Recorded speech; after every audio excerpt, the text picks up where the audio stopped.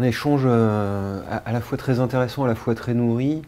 Alors forcément, ce que l'on a pu voir dans le cadre de ce petit déjeuner, c'est des secteurs qui sont divers hein, et forcément plus ou moins avancés sur la problématique inflation. Mais ce qui ressort néanmoins, c'est tout d'abord une forme de résilience. Je pense que quel que soit le secteur, la couverture contre l'inflation avait été prévue et ça a permis une certaine résilience de la part des acteurs.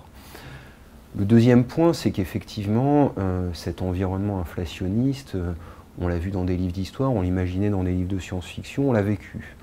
Et forcément, le cadre régulatoire, s'il était prévu pour nous immuniser, était quand même relativement imparfait. Certains cadres régulatoires, certains secteurs ont réussi à s'adapter, à réadapter leur cadre tarifaire. D'autres le feront plutôt sur la prochaine période tarifaire. Ça va être le cas notamment dans le secteur de l'électricité, où effectivement le changement de paradigme, le changement de dimension du secteur, les investissements massifs qui sont attendus vont rendre encore plus prégnante la problématique de l'inflation et partant son besoin de la couvrir.